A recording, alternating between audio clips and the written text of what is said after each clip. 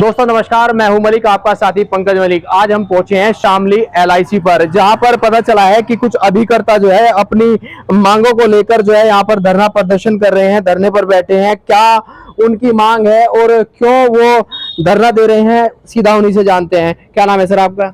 विकास धीमान।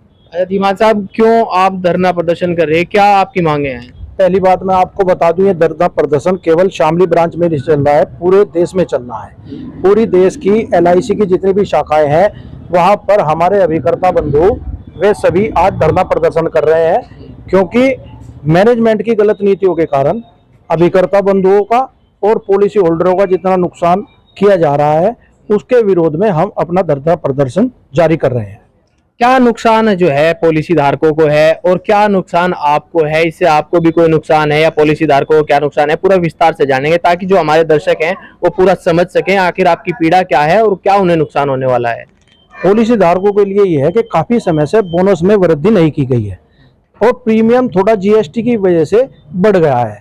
हमारी LIC से और सरकार से ये दरख्वास्त है कि जितना GST का प्रीमियम जोड़कर पॉलिसी धारकों से लिया जा रहा है उसे तत्काल खत्म किया जाए, जिससे पॉलिसी धारकों को नुकसान के बजाय लाभ हो सके। और अच्छा, दूसरी चीज, हमारा जो ये प्रदर्शन है, LIC के एजेंटों का कमीशन भी घटा दिया गया है। जो हमें पहले कमीशन मिलता था उसके मुकाबले हमारा कमीशन अब आधा कर दिया गया है। तो ये चीज और बहुत सारी बातें जिसमें कि जो लोग हमारे यहाँ ब्रांच में आते हैं उनके साथ व्यवहार भी बहुत जैसा गलत हो जाता है, उनका व्यवहार में भी थोड़ा सुधार होने की जरूरत है। तो लगातार अभिकर्ता जो है फील्ड में जाते हैं, मेहनत करते हैं, बीमा लोगों की पॉलिसीज कराते हैं, लोगों को फायदा भी होता है, कहीं ना कहीं कंपनी को भी फायदा होता है। तो फिर ऐसा किया गया है, क्या मानते हैं किस प्रकार से निर्णय लिया गया, सही है गलत है? कहीं ना कहीं मैनेजमेंट द्वारा अभिकर्ताओं की अनदेखी की जा रही है और अभी अगर देखा जाए तो एजेंटों को खत्म करने की साजिश की जा रही है, जिसका हम पूर्ण रूप से विरोध धरना प्रदर्शन करके अपना जारी रखे हुए हैं और ये धरना प्रदर्शन जारी रहेगा। अच्छा, जो GST की बात आपने कही, वो GST का पूरा प्रकरण क्या है? पहले किस प्रकार GST नहीं थी, तब क्या था और अब क्या है GST के बाद? GST 2014 के बाद से LIC की पॉलिसी पर लगाई गई है। जो सबसे शुरू में जो पहली प्रीमियम फर्स्ट ईयर होती है उस पर 4.5% की GST ली जाती है, फिर वो दूसरे साल से 2.25% की जाती है। लेकिन पॉलिसी धारकों को नुकसान हो रहा है। हम ये चाहते हैं कि GST पॉलिसी धारकों से बिल्कुल खत्म कर दिया जाए। जिस प्रकार सरकार ने GST लगाई है, क्या मानते हैं? तो GST तो सही है, लोगों ने स्वागत भी किया था जब GST लगाई गई थी, तो कहीं कुछ लोगों ने विरोध भी किया था, तमाम तरह की बातें उठती हैं। तो आपके क्षेत्र में क्या माना जाए, क्या नुकसान है? नुकसान ये है, प्रीमियम बढ़ा है।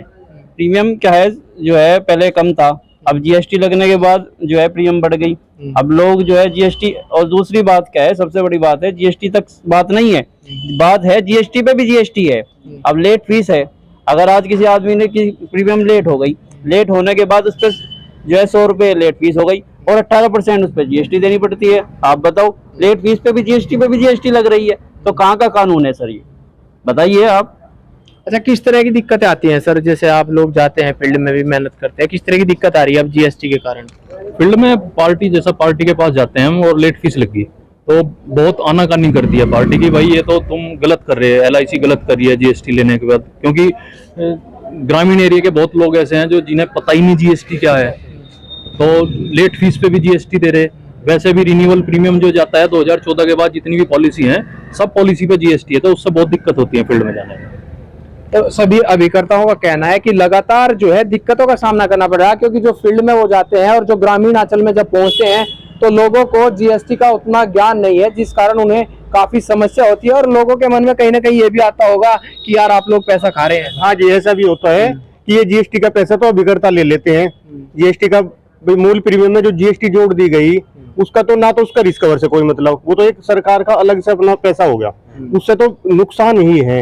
अगर वो बोनस बढ़ा दिया जाए, भाई वो आदमी की GST मान लो मैच्योरिटी पे ज्यादा वृद्धि होगी उसके हिसाब से तो चलो चल जाएगा, लेकिन वो तो कटौती हो रही है ना उसकी। तो किसी आदमी की 10,000 प्रीमियम में GST लग के 12,500 प्रीमियम होगी तो वो फालतू के पैसे जा रहे हैं। इससे तो बहुत नुकसान हो रहा है फील्डों में। तो कब तक रहेगा धरना?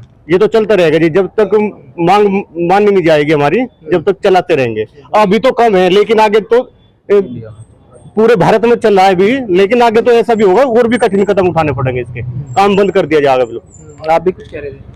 आज ब्रांच में सभी ब्रांचों में काम बंद है और ऑल ओवर इंडिया किसी भी ब्रांच में नया काम या कोई और किसी भी प्रकार की सेवाएं एजेंट नहीं दे रहा पूरी इंडिया में।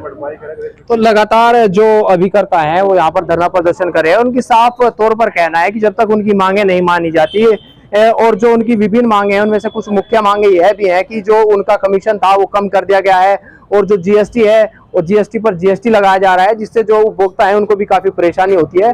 तो कहीं ना कहीं जो पीड़ा है वो इनकी जरूर बाहर आ रही है। अब देखने वाली बात यह होगी कि कब तक इनकी मांगे जो सरकार द्वारा मानी जाती हैं।